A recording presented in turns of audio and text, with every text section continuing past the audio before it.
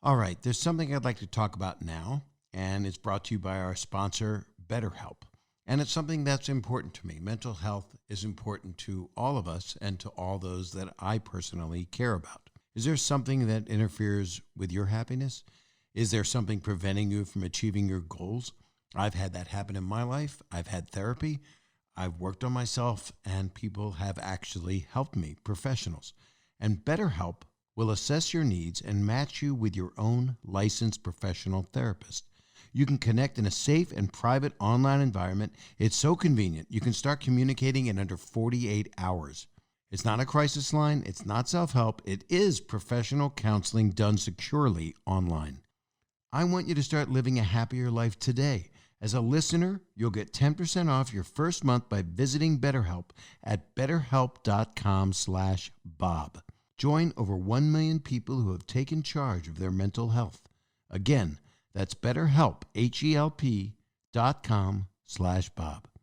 Support for Bob Saget is Here For You is brought to you by Manscaped, who is the best in man's below-the-waist grooming champions of the world.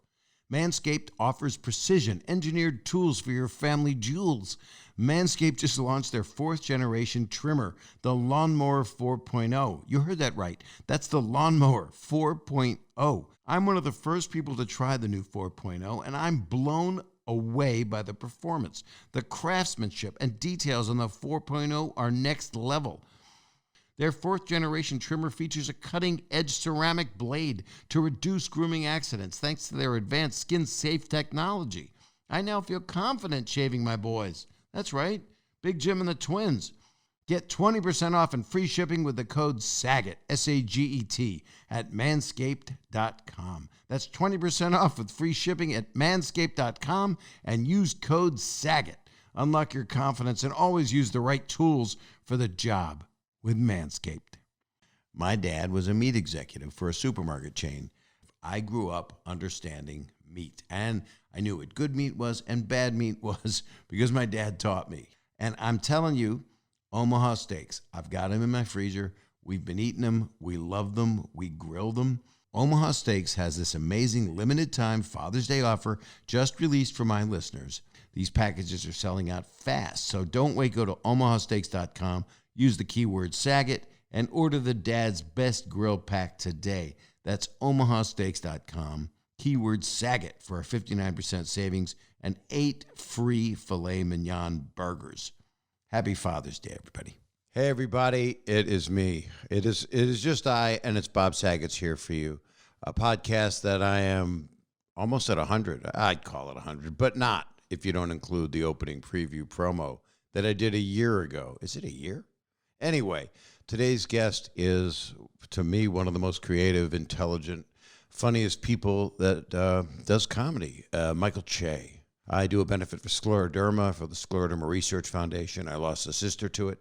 I asked Michael to do the benefit, and he did it 3 times. And this was years back. He had already been on SNL, but just began. And I adored him from the moment he started. He's been nominated, of course, for 4 Emmy Awards. You have to say this stuff because it's actually pretty damn cool. He co-hosted the Emmys with Colin.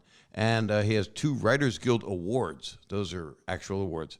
And he has a show, That Damn Michael Che, on HBO Max, which I recommend everybody see. He is incredibly funny. He just got back from Dave Chappelle's amazing comedy world in Yellow Springs, and we'll talk about that. And don't forget to, you know what you do. You subscribe, and you can download, and you listen. Subscribe and listen, whatever, on all the podcast platforms. And I am just really honored to have this guy here. This is recorded just a couple days ago. So here he comes, Mr. Michael Che.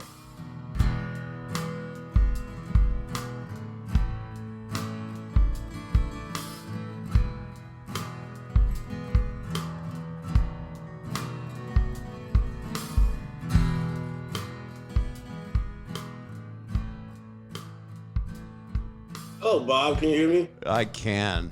All right, good. What's up? You are. I've never told you this before, but you are handsome. Hey, No, Yep. man. No, I'm you are. You are. I'm not hitting on you or nothing. I mean, I'm, you oh, know, surgery. well, me too. I got a paperclip holding back all the neck flab. I'm so happy for you. I've been watching. First thing, thanks for doing this. Man, God, thank you for having me. Well, we met just when I think you started SNL, Yeah, maybe. and you were kind enough to come to Caroline's and do that benefit I do for the Scleroderma Research Foundation. Oh, did I ever tell you this? That I had actually before I met you, I bought a shirt, and I don't know where it is, but it might be like in a box somewhere, or whatever. But I bought this shirt, and and it was like a sweatshirt, and it had your face on it. Like literally from like shoulder to waist, it was your face. And I just had it, and I was like, it would be so funny if I just showed up to the show with this shirt on. But I didn't really know you that well, so I was like, I don't want to do that, and then he thinks I'm like, being an I would have ass. laughed my ass off. Yeah, I thought it was funny. I should have trusted my instinct, but I always wanted to wear that shirt or at least show it to you. But I was like, I don't want to think I'm a jerk. I saw no merch from that. Nothing. Yeah, Do you have shirts with your face on them? I hope not. Sometimes you'll see like I don't have merch, but sometimes like at a show you'll see like fans will just have them made. And you're like, how did you get this? But like they'll just like shirt. It's very strange. It'll be like obscure photo shoots where you're like, where'd you even find this proof? It's really weird. One time years ago when I was doing stand-up, I wanted to do a T-shirt. So I did it because all my friends said, you got to do it. And like Lewis Black, he sells everything. He sells bobbleheads and crap. Yeah. And I went, okay, I'll make it. So I made the shirt, but I made my picture the size of like a lizard on an Izod shirt, the alligator. And nobody bought it because you couldn't, you'd have to go up to someone's nipple basically to see it. That's actually a great idea. It was an idea. That's all. But that's actually kind of cool though. No, yeah, I could never do merch because I always just would be like, I gotta lug that shit. Yeah, I would have it sent there, and then I'd go, we didn't sell them. All right, send them back, and then you find out it's all shipment costs. Yeah, it seems like more trouble than it's worth. But some people they do great with it. They get rich on merch. That's not my dream. Maybe it is. I don't know. I mean, I'll take it, but it's just I was thinking about it. Like even like now, like everyone's like, you got to get into Bitcoin. I'm like, I don't know what that is. I don't know where to start. So I just let someone else's thing. And there's all these other ones. I said to a friend, are you in Bitcoin? And he went, no, I'm into, I don't know what he said, flambe or shwami. I don't know what he was. I'm in shawarma. I don't know what he was saying.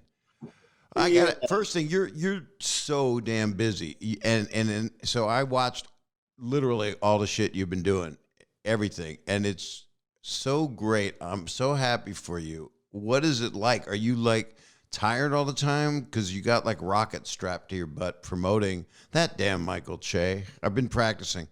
That damn Michael Che. That damn Michael Che. Does anybody go, that damn Michael Che? Does anybody?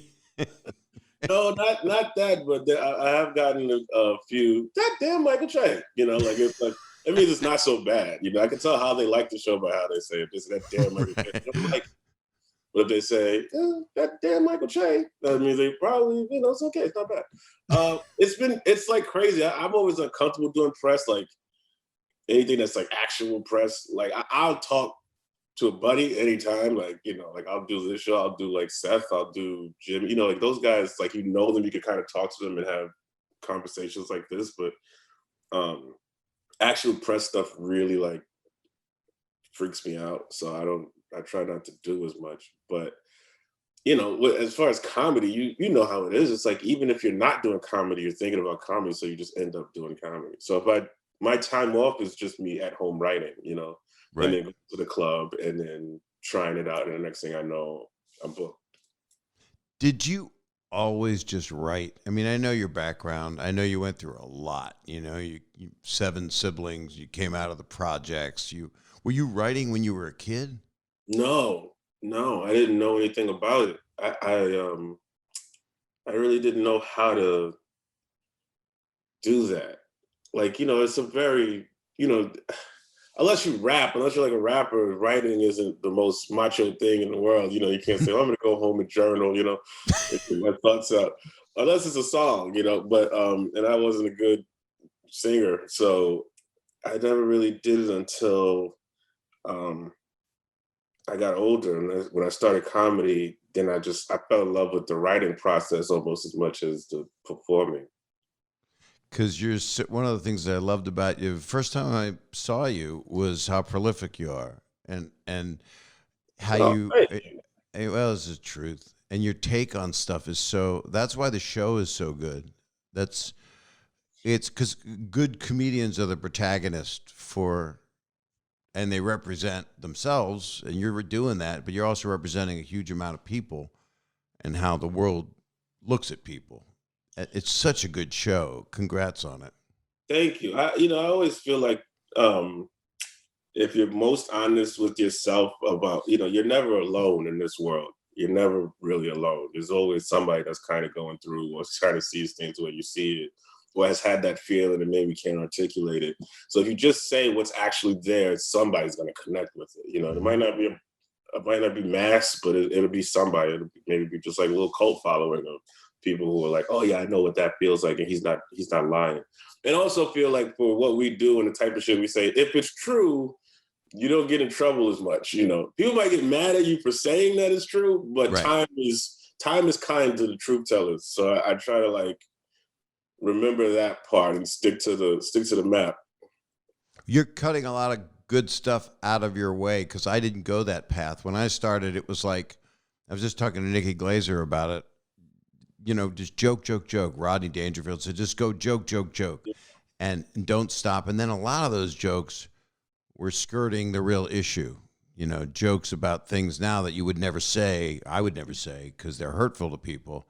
But the joke was meant to say, this is how upsetting I find how people are being treated. So you're making that bad joke. But you still find a way to do that because it's true. Even on Weekend Update, that writing can have a funny cynicism to it. Oh yeah, I love, like, Rodney's one of my favorites for that kind of reason, and uh, Dave Attell, the same kind of thing where I can listen to those guys for hours and hours. I love watching them. And I think they just hit it a different way. They talk about the same frustration. It's so exaggerated, but at the core, Rodney Dangerfield is talking about a guy who feels insecure. Like, you know what I mean? Like, it's like, Yeah. that's every guy, you know what I mean? Like it connects. It's a cartoon, but it still connects. It's still as important as anything, anybody else is saying. So I love Rodney in that style. It's just so many different ways to get into it. Mm-hmm. That's kind of cool to watch. And I find, you ever find yourself like admiring people who don't do what you do more because you're like, you can't see yourself doing it. See, like, how do you even come up with, like, when I watch Attell or Rodney or somebody, I'm like, how do you remember all those jokes in the first place? Like, how do you have that wealth of material? Like, that's mind blowing to me. Well, when I started, that's kind of how I was. And Rodney just said, do 50 minutes, man. Just do one after another. Just kill. Just do 50. Don't do more. Leave him one more. But he was always, when I was with him off stage, which was a lot of time because I was on that Young Comedian special, the first one that he hosted. Right. And Kennison was on that, and Louis Anderson, and a bunch on there? Who? Wasn't like Bill Hicks on there too? No, that was another one. That was after that. Okay. Bill was just in junior high then. Kennison was kind of one of Bill's mentors, was Kennison. And Texas, I introduced Rodney to, I'm sorry? That's Texas, right? Yeah. I met Sam in Houston, and he had been doing that tent show where he was faith healing, and he healed a lot of people. Oh my gosh. Just take this cocaine, you'll be fine. But I met him, and he was really special. You can't stop great talent from exploding, But then I would watch Richard, and that was the storyteller. And that was like, that's what like you're saying, I was like, wow, how would I be able to tell my way of telling that? Because his is real tough stuff. His is, raised in a house of ill repute, and his mom, and a lot of pain. a lot of drugs and stuff. And mine was racism in Virginia against anti-Semitism and weird, but it's, you know, it's relative how hard it is, but Of course. And people like, you know, that's the thing about somebody like Rich White, uh, is so dynamic, is like, he can give you insight, but he, like, you know, there's half the audience is saying, I've never looked at it that way. And the other half is like, finally someone is saying it, you know? exactly. It's kind of a cool thing. You see them learning from each other. You're doing that in this new show. I haven't seen anything like it. I really haven't.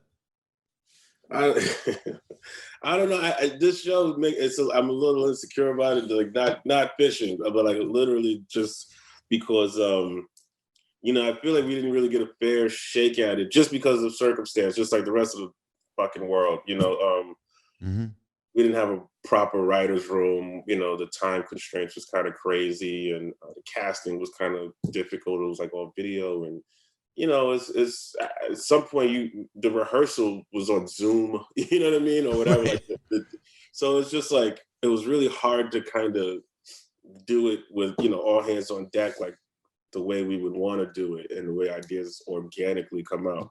And I would love to do more of that with that show, because I think we did a good job. And I think we, you know, all you could see is, oh, I could do this better. We could do this. Now that we know the formula. And also too, as a show, the whole first part of the show, you're just trying to figure out what it is, because you don't have anything to kind of draw from. You kind of don't see an episode. You don't know an episode until you see it. And about 2 or 3 into it, you're just like, okay, this is kind of where the show lives. And it's weird that I was thinking 3, and then I talked to Tina Fey about it. She was like, yeah, you don't know until like 3 or 4 episodes. And I was like, same thing, like literally. Right. It's a weird kind of shorthand that, you know, I guess that people know, but I was new to it. And you had to do it all during COVID restriction time, right? So it was crazy. Yeah, it was COVID restriction time, and it was during SNL season, which was COVID restriction. So it was like, it was just a lot of work, but it was fun, you know. It was like a great first world problem of a lot of work during COVID. And you use the format that so many people have used, from Seinfeld, Woody Allen, you know, where you do your stand-up, your sit-down, talking about it, and then you go through circumstances that are weaved around, like Louis did also. Louis, I think, yeah, Louis was like a good inspiration for that as well, because in tone, I feel like the show is closer to Louis than it is to Chappelle's show, even though people always compare it to Chappelle, but it's like, it feels more like Louis' kind of tone. It is like that. And it's his view of the world around him. And yours is the same. I mean, you're the guy that's everything's happening to. And yeah. You're just caught in all this bullshit that is our world. Yeah, I'm never the winner. That was like my one thing. I can't come out looking good. But yeah, it's fun. It's a fun thing to play with, because you know you always dream of being able to do something like that. I'm glad like we got a version of it. Now, what's the are you waiting for pickup? Is that the thing that happens now?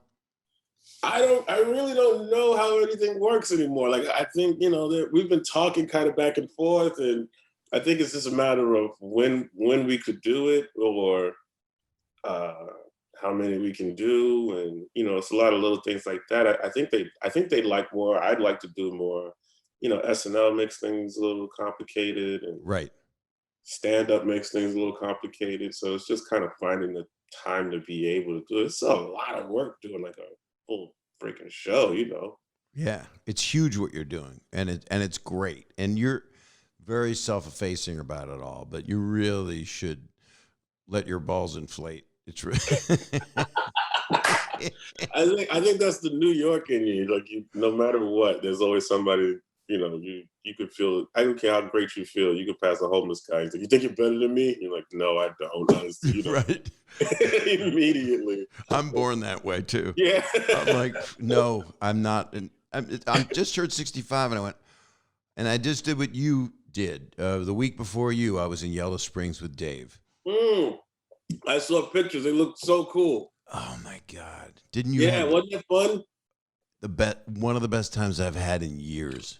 It was so much fun, man. It was so but much. You get it every week at SNL. You really do. You're in that fortunate. It's different though, man. It's different because at SNL, it's not yours. So there's still a little bit of. It's still a little bit of, this is not my house. I can't say everything I want to say. I can't do everything I want to do.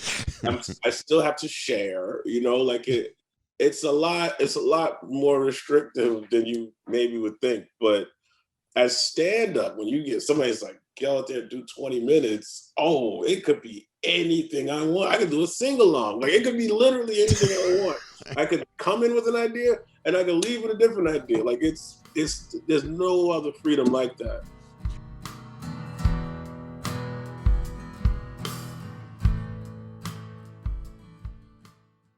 All right, there's something I'd like to talk about now, and it's brought to you by our sponsor, BetterHelp. And it's something that's important to me. Mental health is important to all of us and to all those that I personally care about. Is there something that interferes with your happiness? Is there something preventing you from achieving your goals? I've had that happen in my life. I've had therapy. I've worked on myself, and people have actually helped me, professionals. And BetterHelp will assess your needs and match you with your own licensed professional therapist. You can connect in a safe and private online environment. It's so convenient. You can start communicating in under 48 hours. It's not a crisis line. It's not self-help. It is professional counseling done securely online. Send a message to your counselor anytime. You'll get timely and thoughtful responses. Plus, you can schedule weekly video or phone sessions, all without ever having to sit in an uncomfortable waiting room. It's more affordable than traditional offline counseling, and financial aid is available. The service licensed professional counselors who are specialized in depression, stress, anxiety, relationships, sleeping, trauma, anger, family conflicts, LGBT matters, grief, self-esteem. Anything you share is confidential. That's very important. I want you to start living a happier life today. As a listener, you'll get 10% off your first month by visiting BetterHelp at betterhelp.com/Bob. Join over 1 million people who have taken charge of their mental health. Again, that's BetterHelp, HELP.com/Bob. Support for Bob Saget is Here For You is brought to you by Manscaped, who is the best in man's below-the-waist grooming champions of the world. Manscaped offers precision-engineered tools for your family jewels. Manscaped just launched their 4th-generation trimmer, the Lawnmower 4.0. You heard that right. That's the Lawnmower 4.0. I'm one of the first people to try the new 4.0, and I'm blown away by the performance. The craftsmanship and details on the 4.0 are next level. Listen, everybody has done something. You could hurt yourself. You could hurt your testicles. You could trim it wrong. You could do it below the belt. Who's been dumb enough in the middle of the night to use scissors? That's not smart. You could snag your bag in a drawer. Things can happen. How has Manscaped helped my confidence? It's changed my life. Manscaped engineered the ultimate groin and body trimmer by focusing on intelligent functionality and an incredibly comfortable grooming experience. Their 4th-generation trimmer features a cutting-edge ceramic blade to reduce grooming accidents thanks to their advanced skin-safe technology. I now feel confident shaving my boys. That's right, Big Jim and the twins.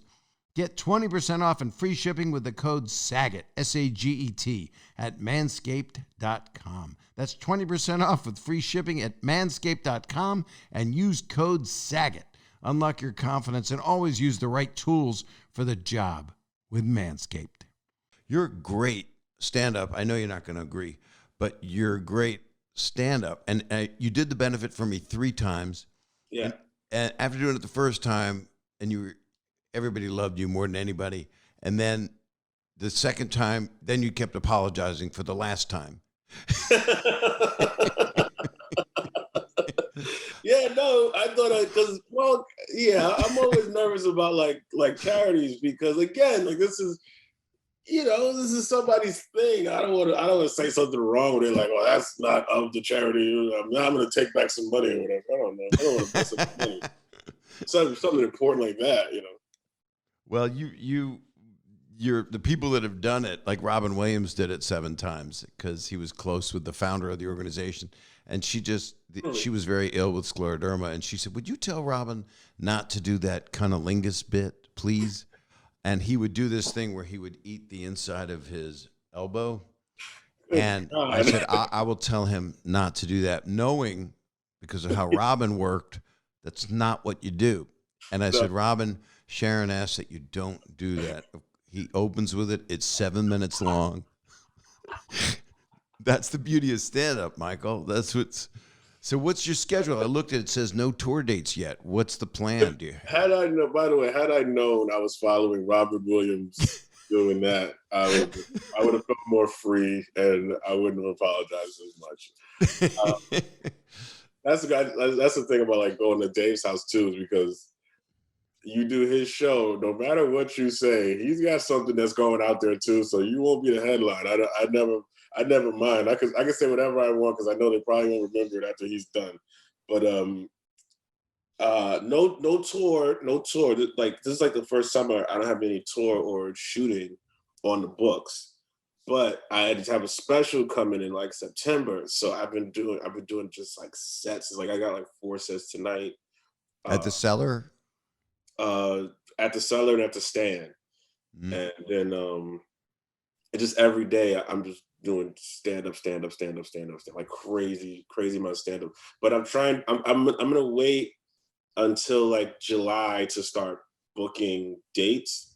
Right. I just wanna build the act, because if you do a bunch of hours in a row, if you do maybe 2 shows in a night, if you're working on a joke, you can only tell that joke twice. But if I do 4 15-minute spots, I can tell that joke 4 times. And right. It gets stronger kind of faster. So, a lot of the material I have, I just want to kind of find, get more current stuff and tie it in and try things and really explore what I have. And then I can take it out and test it. But I'm on a mission. I saw Chris Rock at the season finale of SNL. And he told me the same thing. He was like, yeah, I'm going on stage every night. And I'm like, I'm going on stage every night. And he's like, all right, well, you remember you said that? And I'm like, yeah, no, but like, because he's somebody that's always like, you got to work. You're not working enough. And he's right. So this summer, I'm like taking it extremely seriously. The people that are coming out for shows, man, they're just so appreciative. I know you know this. They're so excited to see something. This is a weird time of like the perfect energy for some good art to come out of. Mm-hmm. I got to commend you, and everybody feels the same way. This year, of course, was for many people, maybe one of the most challenging years anybody's ever had, the whole world. Yeah. For something that doesn't exist to some people. Yeah. Some people that don't even believe it. That's a good point. Yeah. Yeah. But it's interesting to me watching SNL as a comedic lover, as a lover of the show, to watch what happened, the evolution that you went through, that everybody went through, from literally filming in apartments in a box and then getting to go back. And then it's some of the best shows. A few of those shows were like, holy shit, they knocked it out of the park. When you got to do Weekend Update live with Colin, what was that like? It was still weird. I mean, like you said, it's all relative. So coming from your apartment to doing it for people felt amazing. But we ended the show kind of perfectly because we started it with about, I think, 50 people in the studio and paid audiences and first responders, if I'm not mistaken. It might have just been first responders. I'm not sure. But it was like, it was a tough audience, but it was also like an audience nonetheless. So it felt like we were so gracious to have them. And then as the numbers went down and vaccinations went up, we started letting in more people, and we ended the season with a full audience, fully vaxxed. And it was like I mean, it was like I never did the show before. You know, it felt like I never did the show before. So it was so much fun. The energy was like you can I don't know, you could grab it like a pillow. It was crazy. So now hindsight, I think of the first episodes, I'm like, boy, that sucked. But you know what I mean? Because now I know what it really feels like. I remember, but back then when I was not doing any stand-up and when I was, not performing, we hadn't performed since, I guess, in studio since March. It was like that felt amazing. That felt like, wow, this is awesome. I can't believe we actually have people here. We're actually in studio. We're actually in wardrobe. Like I don't have to worry about lighting myself right now and all of the, all these little things that makes you appreciate the crew a lot more than you maybe did to make you look good on camera. But it was it was cool. This whole season was cool because I feel like we earned a lot of the goodwill. We got tested every day. We got vaccinated as soon as we could. We tried everything to make it as safe as possible, and there was no cast or anybody, nobody got really, really sick or anything like that.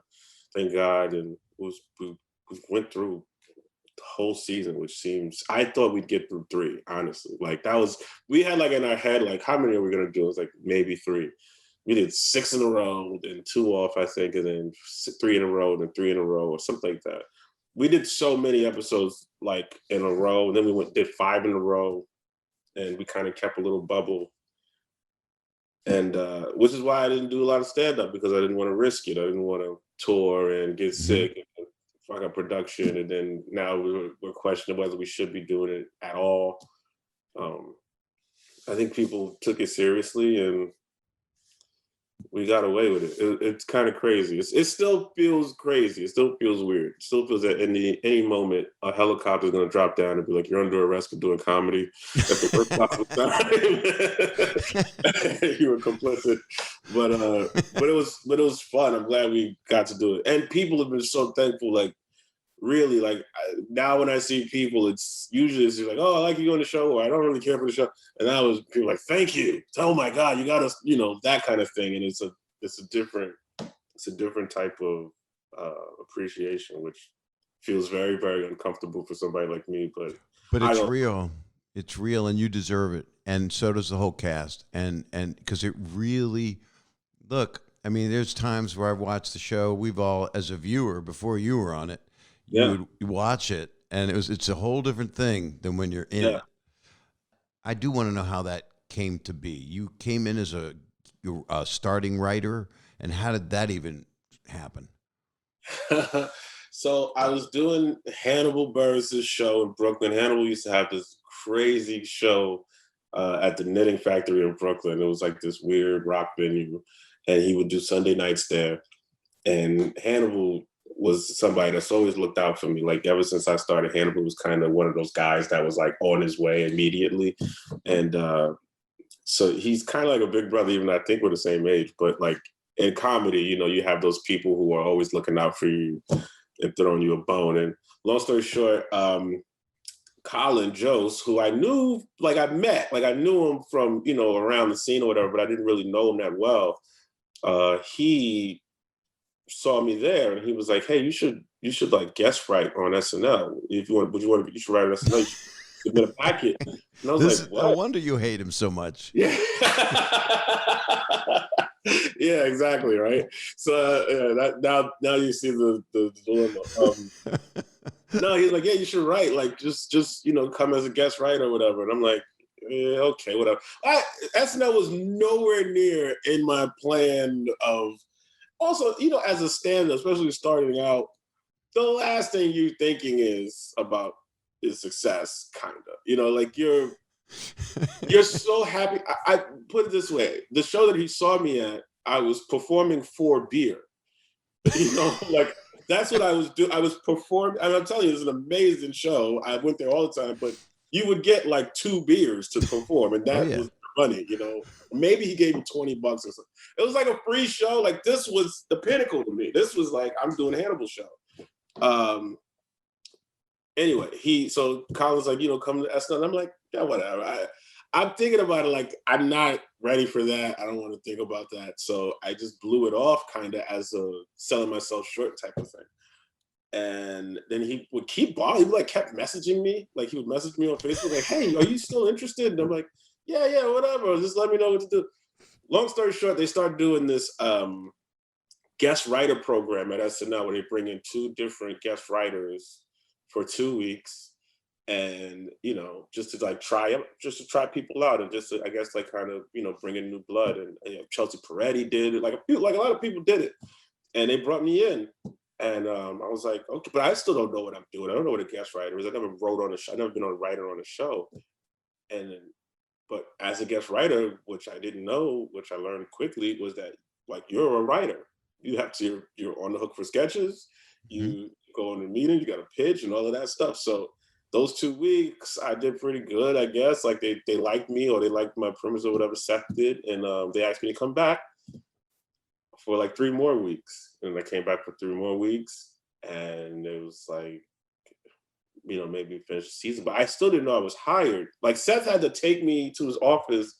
And he goes, you work here now, right? And I was like, no one told me. He's like, yeah, no one says anything in this. All I guess this is like the worst communication, but you work here now. You're hired full time. Because he was head writer at the time. It was him and Joe's. And I'm like, great, yeah, okay, cool. But it was like I was already in the middle of the week and not knowing that I worked there. And so I stayed and I finished the season, and then I came back the next season, and then I got to do the Daily Show. And mind you, this whole time, the only time I've ever talked to Lauren was for the meeting. We'd have the pitch meeting, where every host comes in and on Monday. The Monday pitch, and we all got to pitch him. So that's the only time I've ever talked to Lauren. That's the only reason why I know he knows my name, is because he would say Michael, and then I'd pitch something, and people would laugh or not. Daily Show, I get audition for the Daily Show. I get the Daily Show. Season's almost over, and they're gonna let me out my contract to do the Daily Show. And my agent says, you should really thank Lauren for letting you do this, because technically he really didn't have to let you go. And I was like, yeah, of course. I don't think he cares. He doesn't know who I am. Like, he doesn't, like, okay, I'm sure. So I go in, I set a meeting with Lauren, and he knows me. Like, he's talking to me like, yeah, you're gonna be great, and John is this, and it'll be perfect for you for this. Yep. Like, he's explaining to me the way like my manager would be. And I'm like, oh wow, this guy, I had no idea that he knew who I was.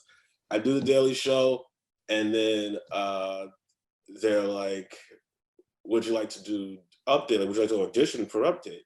And I was like, well, now I gotta ask John if I can audition for Update now. And then John is like, of course, like, please, it'll be great. This same exact speech that Lauren gave me to go to John gave me to go to SNL. And I auditioned, and I got it. And the whole time, that's when it was like a completely different relationship with me and Lauren, where he was sort of, like, I'm not from a showbiz family, and I don't have like friends or anybody that was in show business or in comedy, period. So a lot of the things, a lot of the shorthand, and a lot of the advice, I really don't know. You got to kind of trust anybody older than you that's done it before. You know what I mean? Right. In a lot of cases, where they say, here's what you need to do, kid, that kind of thing. And Lauren was somebody that always,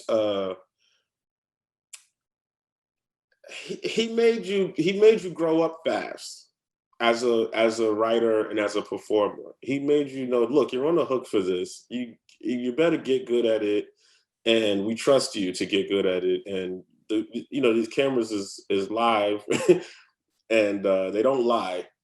Yeah. So we believe you're here because we believe in you. Now you have to run with the ball. It's up to you to stay here, kind of thing. And it's that kind of approach. So there's a lot of times where Lauren will tell me to do something, or ask me to do something, or recommend that I do something. I'm like, I can't do that. In the way that Colin would be like, you should write for the show. And I'm like, I'm not doing that. I just want to do stand up here, stay in my safe zone. And like, no, dude, you can do it. You just have to try and believe that you can do it. And so Lauren's been that for me, as well as Colin has been that for me. Like, those guys have made me feel like a professional, not just I like to do stand up. Because stand up is still like a childish. In your head, you never want to grow up. You be Peter Pan. You work at night. You drink. Yeah, you're 9, you're 12, you're 16, and then that's what you're on stage until you realize as I got older, oh, wait a minute, I have a responsibility now. Yes. Yes, you have a responsibility in front of the audience, and as much as you want to pretend that this is just A play silly, date. yeah, dick joke time, it could be, but it's Right. still you're still at work. You're still at work. You're still responsible, and you always feel like the audience is visiting you, no matter what city you're in. There's a lot of things as a professional you have to learn that we try to refuse to because we're class clowns.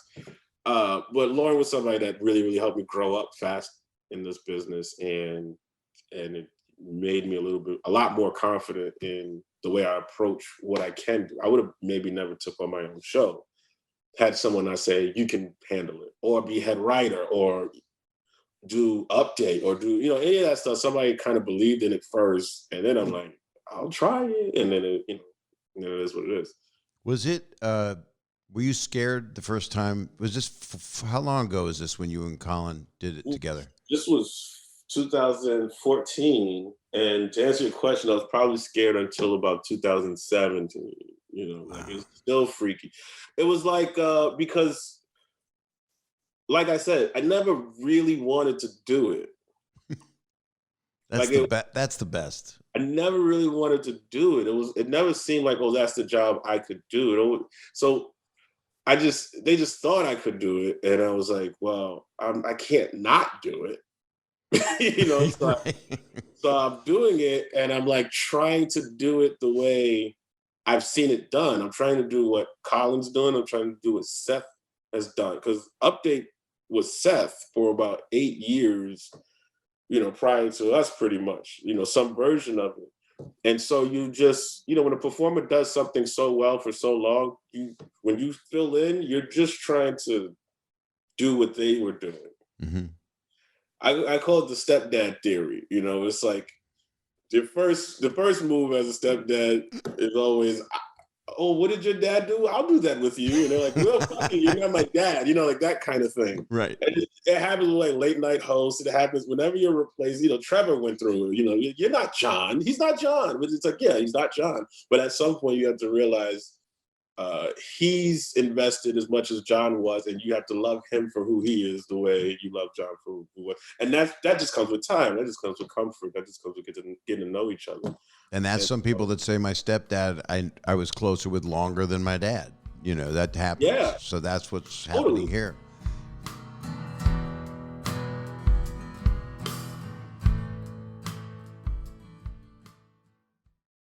All right, this is a sponsor that's close to my heart because it's about meat.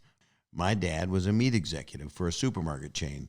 I grew up understanding meat, and I knew what good meat was and bad meat was because my dad taught me. And I'm telling you, Omaha steaks, I've got them in my freezer. We've been eating them. We love them. We grill them.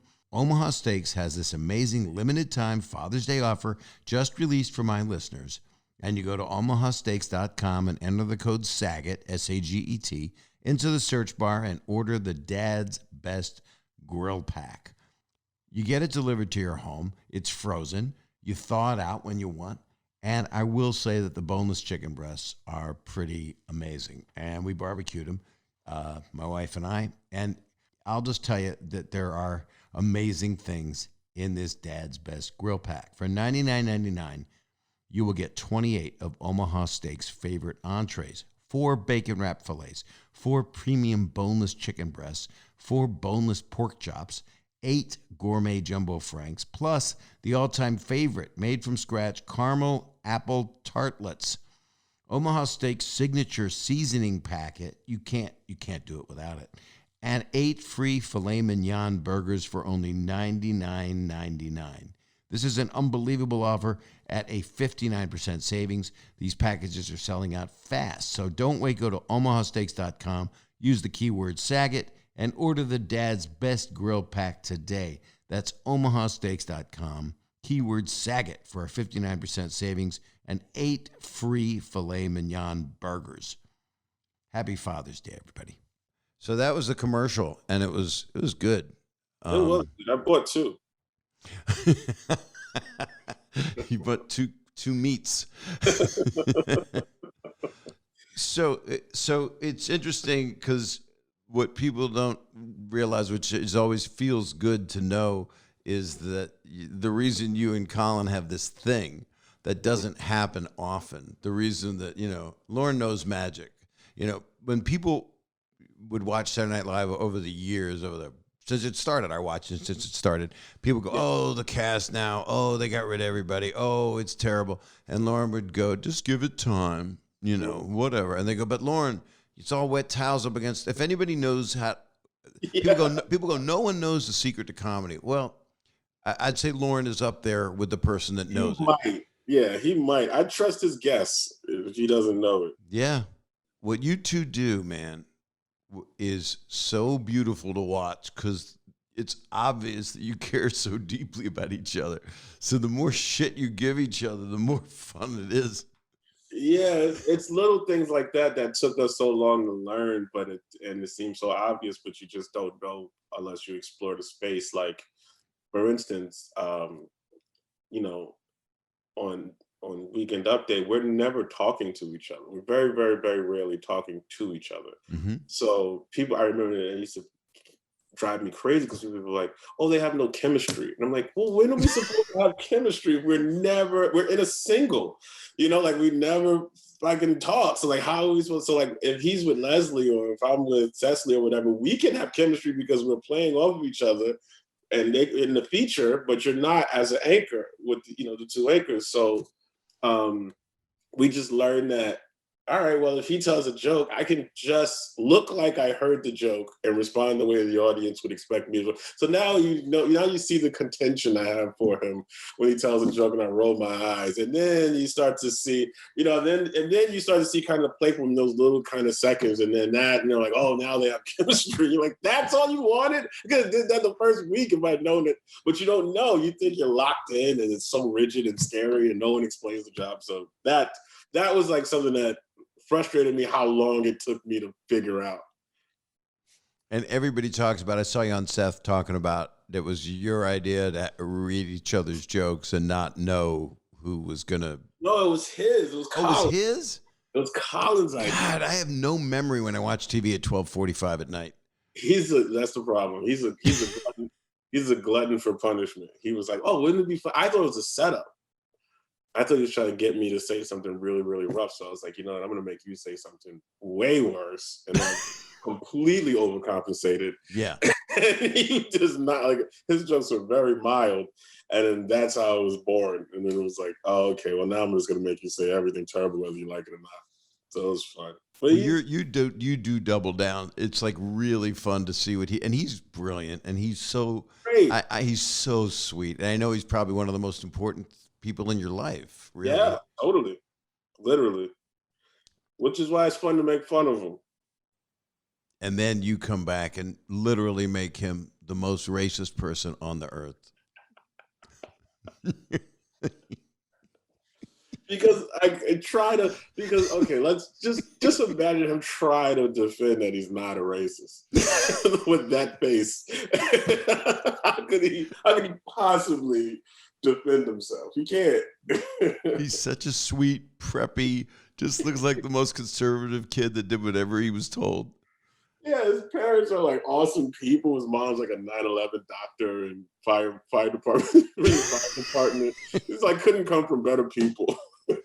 That's what's so brilliant about it, because you're taking literally one of the nicest people that's ever been at that desk on earth. Yeah. And people, does anybody output anything online or anything where they're saying how racist he is? Does anybody buy into that? People will message me all the time. They'll be like, "Hey, I just be honest with me. Like, I know you're joking a lot, but like, is he actually a racist? Does he you?" And I'm like, "Yes, he does. I don't know how else you want me to tell you. Yes, awful racist." Or he's a great racist. He's so good at it. He really should be commended for that. See, that would be misread. Right. Sarcasm is misread. That somebody will take what I just said out of context, because I don't even have that in my DNA. That's what's so great about it. He doesn't have it in his. And I don't think you have it in yours. It doesn't. And from watching your show, it does it people. I don't know if they're getting the point that it is a statement for, hey, I'm just standing here. Well, you have some like wild swings. Do you ever have an audience say, "Hey, wait a minute, I didn't know that this was going to be this kind of thing or whatever"? Because like, does that happen? Because you say Yeah, some rough stuff. I do, and it's because of how upset I get from the rough stuff. So Right, but I mean, like, does the audience? Do you ever like get into it where the audience just clearly doesn't get what it is? Like, is that ever? it Because used I to get be. that all the time. It's frustrating. I used to get it a lot, but now I'm kind of hearing, but I'm all over the place, and so I'll have an audience that's, if I'm in Texas, it's a different thing than if I'm in New York City, Right, right, and but if I live with the premise in a comedy situation that people are basically good, right. if I can come from that place, then I'm finding myself changing my whole way of being. It doesn't mean I'm not going to say things that are wicked, but it means that I'm more conscious now. Doesn't mean I'm not going to do a joke I shouldn't do, Right. Which but used to be two different things, clear different things. I don't know why. I remember Lauren told me one time, he was like, there was a time where there used to be dirty jokes. And I was like, what do you mean? And he's like, no, like there used to be a time where somebody says, hey, you want to hear a dirty joke? yep. And joke was dirty. The person telling that you wasn't like, oh, I didn't know you like to do that. It'd be like, no, this is the dirty joke. It's the beginning and the end, and then that's it. And now it feels like you are whatever joke you've told, and you've done all of the things that you've said, and it makes it a little bit stranger for certain people. I think there are a lot of comedy fans who get that this is all in jest, but for a large community of people, they're like, no, but then why would he say that unless he really likes to do that? You've just literally summed up one of my biggest albatrosses of this time, because people will watch things like my Comedy Central roast from Mhm. 16 years ago, whenever the hell it was, and go, oh, Bob's laughing, so that means he did it, whatever they're saying. And it's a roast. And I'm laughing because the director told me to, because I was miserable, because they were saying terrible shit about people that I loved. Yeah, But that's it. Gen Z goes, no, it's the truth, it's weird because it's not even. You know what's so funny about it? Because you say Gen Z, and it's not. I don't even think it's that generation. I just think it's No, the you're time we're right. alive in for some reason. Because I see old people, and the same thing. Where you're like, you can't be this dim to what comedy is, and you also bought tickets to a comedy show. Because what do you like then? Right, right. Because everyone's kidding. So what is it that you like if you wanted to come to a comedy show? That's what I love about you, because that is a great statement. What is it that you like? Yeah. Because nobody's saying anything. A few people will say, hey, I liked this, you should see this, or I like him or her. Yeah. But it's usually just what they hate. Yeah. And you're Yeah. right, it's not Gen Z. These are 14, 15-year-olds, and I meet people's kids, and they're nice people. Yeah. They want to get through life. Life's fucking hard right now. So comedy is a refuge. And it always has been. And Mm-hmm. I think like I take it personal because I just know what it did for me as a kid, and laughing at stuff and seeing things, and like humor and food was like the two things rich in a poor community where you could show your affection that way. My family in particular, we showed our affection by teasing and by feeding. Those are the two Right. ways to, when you bring someone in, we all gonna snap on each other. We're gonna have a good laugh. We're gonna laugh till we cry and our stomachs hurt and all of that after church at Thanksgiving, whatever it is. So, I feel bad that there's people who won't experience that because not so much that they can't, just because they won't let themselves. They won't let themselves just be made fun of and give it back, and and share those laughs. I don't know. you see like comedy now is so. I don't like making fun. I don't like to, do that kind of thing. But I do feel like there's a lot of comedy sometimes that it's genius stuff, but it's like, but it makes me feel bad. Right. Bums me out. We're like, whoa. Michelle Wolf, a friend of mine, I we were love talking about Michelle. it. She said something funny because I was like, if I go to a magic show, I want to see magic, And she's like, yeah, I don't want a magician to say, it's the real magic, the love between a man and a woman. There's like that kind of thing of, I want to know, show, but pull something out of a fucking hat now, like give me some jokes, that's what I'm here for. I'm here to laugh, But you think of like Bob Hope, doing the USO tour. He wasn't trying to win the war. He was trying to make people feel better who actually had to do the hard thing. Right. That's what we're doing. All these times, these really, really rough times, we're supposed to make people feel good so they can have that energy to fight those good fights. We can't make it about us. Who did you watch? Who did you love? Who were the people coming up when you were a kid from the time till you started to do it? Well, initially we had two stand-up tapes. We had we had three. We had Delirious, we had Raw, and we had Bill Cosby himself. Then we had Damon Wayans. Like I remember in order. It was like Damon Wayans, One Night Stand. And then Def Jam came, and that changed everything. Right. Then Bring the Pain came, and that changed everything yet again. And then I started liking like Carlin,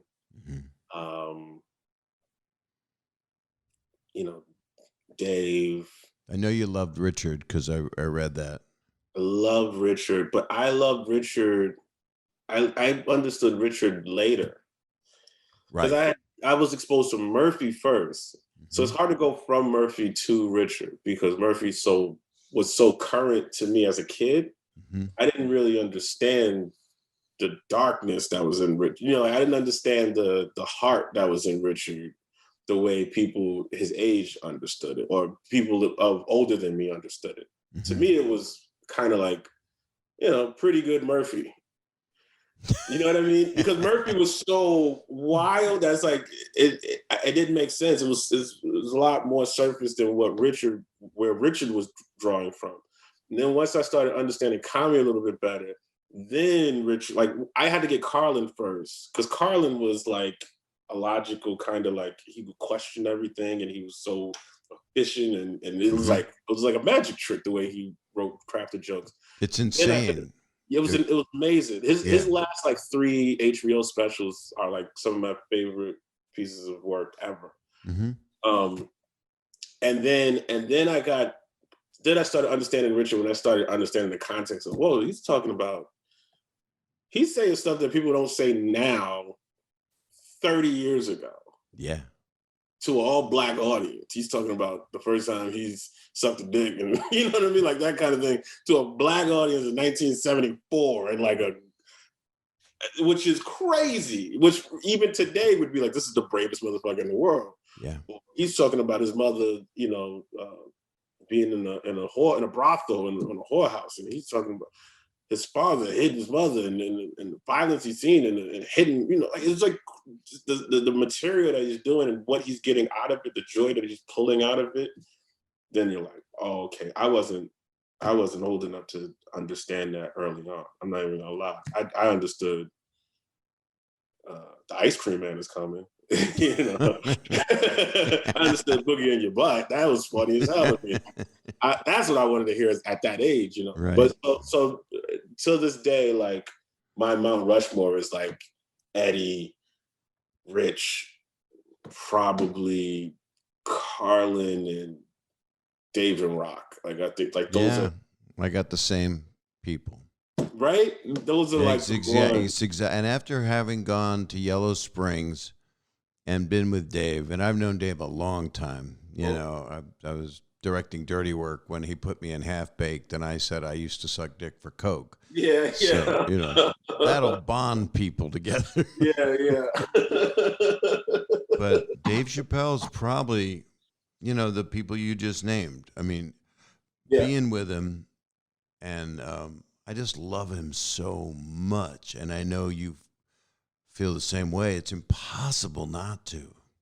Yeah. He's a genius. He's literally a genius. And it's like I hate the word genius. Yeah, me too. I use it comedy, sometimes, and I get criticized. I use it much too much. but he's like literally a genius. It was really funny with you on Kimmel because that was the best Dave Chappelle's segment I'd ever seen. It was nice that you were there too. Yeah. You were so funny to be able to stay on track after he's coming in.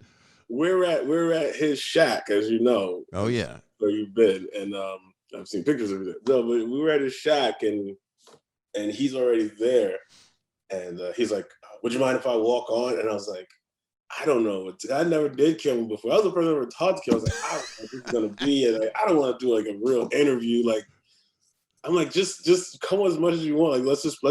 Let's just have fun with it." And he's like, Right. "All right, I'll have fun with it." He's like, and then they started telling me the questions that he was gonna ask me.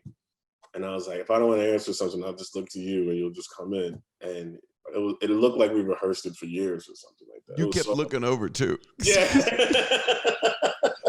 Because he'll be there like waiting in the wings and then he'll like run in with it. It was so fun. And Jimmy Kimmel's the best. He's such a good guy. So he just rolls. With it. He couldn't stop laughing. He laughed his ass off. It's a weird thing. And it'll be probably weird to hear me say it because you've known these people way longer than me. But like, it's something fun to see, like as a stand-up, you always looking for like one of you. So, you like talk to Kimmel or you talk to like Ellen or something. When I did, I was like, oh, you're in the club, that kind of thing. Like, oh, we could talk shit, and that affection has never changed. I remember doing The View, and Whoopi gave me a look. I told it so funny. I just watched gave me a look, and I was like, oh yeah, Whoopi's in. Like it was like it makes you feel good. Oh, she's my friend. I mean, I know her since I started, and she was I just always love going on there because she's got the gleam in her eye. Yeah, man. And I don't know a time. It's weird for me because like I don't know a time in my life that I didn't know Whoopi Goldberg. You know what I mean? Right. So like to see her and she's like actually a person, you're like, oh, this is awesome. It just makes you feel really good. So as a matter of fact, I'm drinking a tea and out of The View cup. She's a special. I keep all the mugs of any show I've been on. Even now during Zoom, I've gotten them to send me the mugs because I just want the mugs. I love the mugs, man. That's all I care about. Because once in a while, one breaks and you go, "Oh, I got to do that show again." I got one that I think I'm gonna like put like on a shelf or something where no one touches it because it's a Late Show mug. It's a Letterman mug, and I'm like, oh my god, I want to keep this mug forever. I hope it never breaks. I still wear my Letterman T-shirts from both genres. He was one of my first MCs at the Comedy Store when I started. Really? Yeah, I'm old motherfucker. I can't believe it. I talked to Jimmy Walker in LA one time. I met Jimmy Walker and he showed me a picture on his phone and it was like his first writing team and it was like David Letterman, Byron Allen. It was the craziest thing ever. They just like sitting in his house, it was nuts. Byron Allen was like 15 or something like that. It was crazy. He started at the Comedy Store at 16 or 17. His mom was an executive at NBC. And then he was on The Tonight Show, and he was good. He was really good when he started. That's nuts. It's weird because I was there for all the stuff that I wish I could just like let you have a journey through the crap that I saw that wasn't crap. I was there when Eddie worked out Raw. I was hosting the Comedy Store for 8 years. So I'm in the main room. So I've told the story before on this podcast, but I still, for you, it's a special thing just to hear this little thing of what Eddie did, how amazing he is and was. he comes out. He's like I can't remember if it was the blue leather or the red leather suit, but it was one of them. He's almost in Wardrobe for the Special, kind of. Okay. Movie, sorry, the film. And he walked out on stage, crowd standing ovation, rooms rumbling. It's 400 people in the main room. He does it on a Friday night and leaves, thunderous applause. And then just as he leaves the stage, we just kind of nod at each other. And I felt, oh, goody. He acknowledged me because I worshipped him. I mean, I couldn't believe it. I didn't understand how he could be that much of a comedy god. It's still crazy to see. Like when he hosted SNL, it was still like it was so insane. It was like there was people. Everybody was there. Everybody was asking me about it. Everybody was rumbling about it. And this guy hasn't done the show in 35, 40 years, and people were still excited for the show. It was an amazing show also. And it was a lot of fun to be a part of. Was that for you one of your favorites? Because, I mean, it's like one of your comedy. The result was one of my favorites, but the process was stressful as hell. Right. Well, because if it's Eddie Murphy, if it's not good, it's not his fault, you know. So you're like, we can't mess this up, you know. We were nervous, like we really wanted Eddie to have a great show. We wanted Eddie to feel good. He's the king. He's like I said, like the first comedy I remember, Eddie Murphy and Bill Cosby. It's like it was like he was talking directly to us, you know. Mm-hmm. Like Eddie Murphy, my mother. You know what I mean? Like it was like he was in my house, you know. He was in our household. He was that important to all of us. And you had a couple other ones this season. I thought Adam Sandler's one was another one that same kind of thing. Yeah. Mm-hmm. I got to see Sandler, Chappelle, Murphy, like come back and come host, you know. Which was just the craziest thing in the world to me. Of like, we had Eddie Murphy host, we had Dave Chappelle host. Because it seemed like something that would have never happened before I got there. Is what I'm trying to say. Not because of me, but just like I would have never imagined that we'd get to that point where Eddie Murphy would come back. You know, I thought that never happened. And people would ask me, like, who would you always want to see there? Well, Eddie Murphy, but that will never happen. Yeah, I always said it. Even when he did it, it was so special. It's also because of COVID and the quarantine of it all. Maybe that had something to do with it. It's like, well, this was before they hosted before it. He hosted the year before COVID. He hosted right before. Like he hosted. I have to tell you that I got hit on the head a couple days ago. Were you in that truck with Tracy Morgan? No, and I sued. Walmart wouldn't give me any money, but I got some from Petco. No, I didn't realize that. Sandler. That was the whole thing. I got fired. That whole thing was the year before. Yeah. You had a full-on audience. Yeah. He had a full audience, man. But that was another one. Sandler. We were like, Adam Sandler's coming back. We couldn't freaking believe it. And the whole show, you find it, right? The whole show raises to the level of the host, right? I mean, or is it just lightning? Things just align. You never know, man. It's like any other comedy. You don't know why it works sometimes. It's just we got lucky. I don't know. I gotta ask. This is a personal question, but other people are going to want to know. But I have to ask it, and it's the closest I'll ever come to a tabloid question. Elon Musk, knowing he was going to host, everybody had to go, what? And then it really worked for me, like big time. I mean, he's not anytime with somebody that's like not a comedy performer wants to do this show in particular, you say you host, like it's not an easy thing to do. No. And it's not entry level comedy there. That's very hard to It's talking to someone and there's a man with cards far away. On live television. What was it? Did everybody think, oh, God in heaven?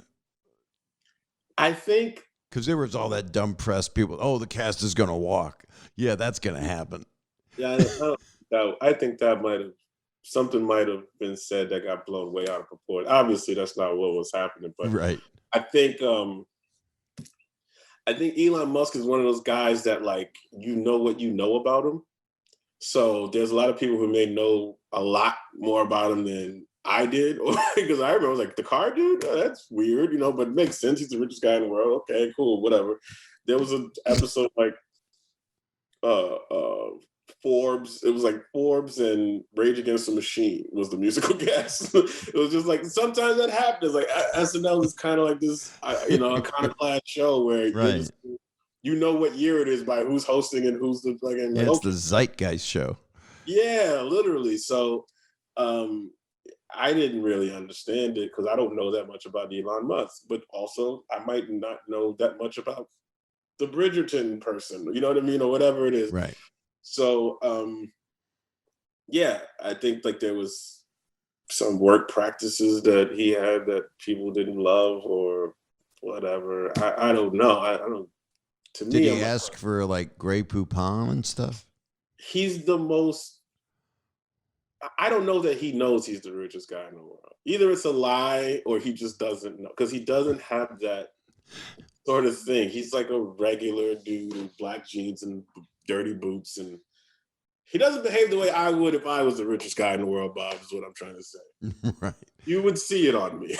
I don't know. You're a pretty humble guy. I wish it on you. Oh, man. Because you would do good with it. He was, I'll tell you what, though, he was game. And, we did it. It was over, I didn't understand the fuss, but I do like the fuss. I do like that you're part of a show that people still care about. It's not like it's the first time he's ever been on TV. It's just the first time he's been on our show. Right. And people like our show to a point or care about our show to a point where they're protective of who gets to be on it. And I think that's cool. And I think that's interesting that after 47 years, people are still like, who's on that show, and know they shouldn't be, The thing I wanted to close with is this amazingness that is Dave Chappelle and Yellow Springs. Mm-hmm. How long were you there? This time I was there from Wednesday to Sunday. But the first time I went was last year, right after the riots. Mm-hmm. It was there was like riots and looting, obviously, after the George Floyd thing, and everybody was stewing. And I remember going back and forth. We were talking on the phone back and forth, and I was like, I want to do something that's like, protest, whatever, outdoors, whatever it is something that's like, I got to get out and perform and something, give something, whatever the fuck. You're having a barbecue, let me bring the ice. I just wanted to offer something, and Dave was thinking the same thing, obviously. And so Dave starts thinking of emotion, and I'm trying to do my thing. And I did like this parking lot show, like the day before he did his show, or he did his, but the day before mine. It was something like that. It was like that close where I couldn't be at the first one. But right after that, I went to his thing, and it was really intense. It was really intense and really like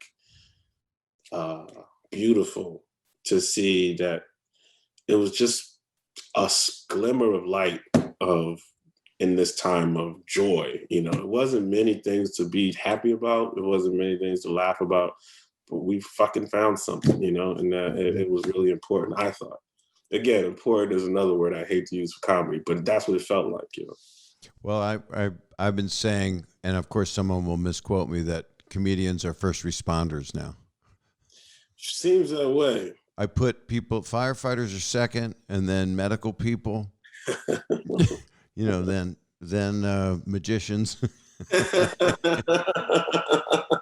There's something that happened to me. I did the in September. I did the very last show in Yellow Springs because someone got COVID and exposed us to it, and so we had to shut down. And I only did one night.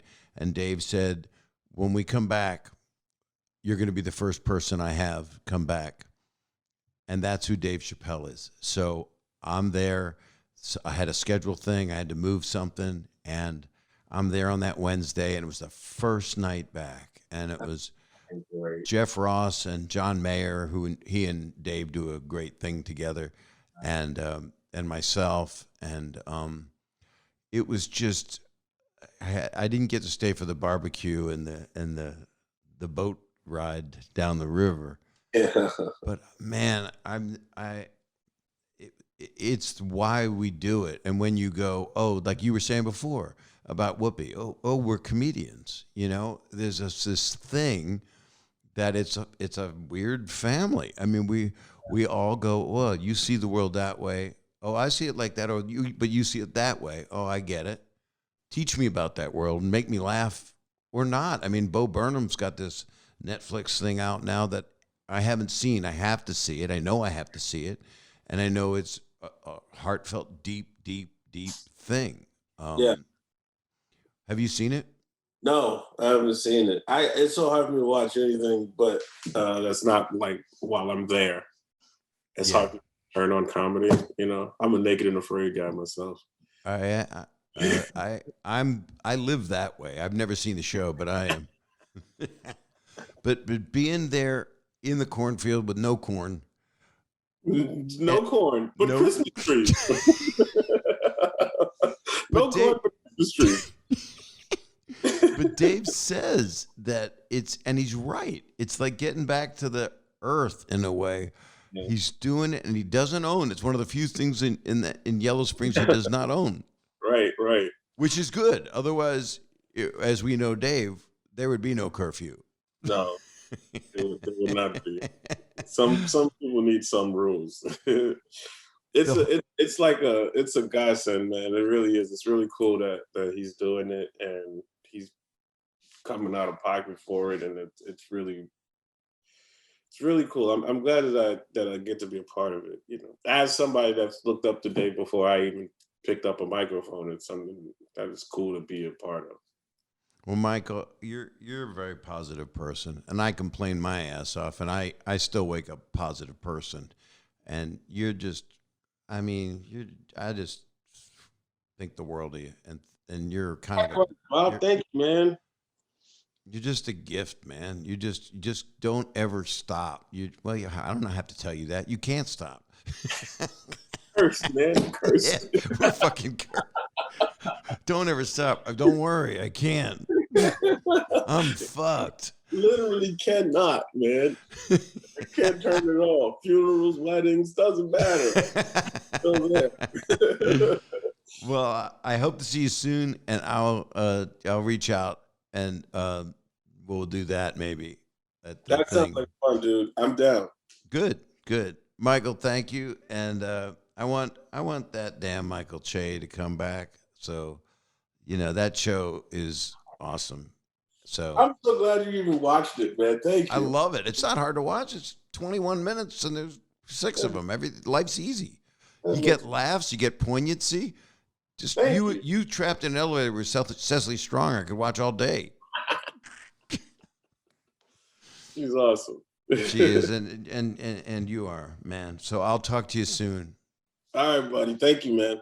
Thank you. Have a great one. Have great sets tonight. You too. Okay, thanks. Michael Che. You got to watch his show. It's on HBO Max. He's just, I don't know. You know, he's a really special guy. Anyway, this is Bob Saget's Here For You. We're almost at 100 episodes any minute. And you know what you do. You subscribe or you follow, but you subscribe and you listen and you rate, review. They want you to rate and review. Those are never painful. And of course, the YouTube page is good because then you can see stuff. I mean, all we're watching is Zooms anyway, half the day. And I just hope you're all doing okay. It's a lot we're coming out of, and it is great to be out doing comedy again. And I'll be touring everywhere. You can just go to bobsaget.com and find out where I'll be. My deep thanks to Michael Che is just a real deal. So lots of love to all of you, and be safe. Be safe. I don't know what that means. Put a mask over your lower parts, and everybody be well if you can. And all my best to people that are going through a hard time. And here's to it getting better for everybody. Thanks a lot.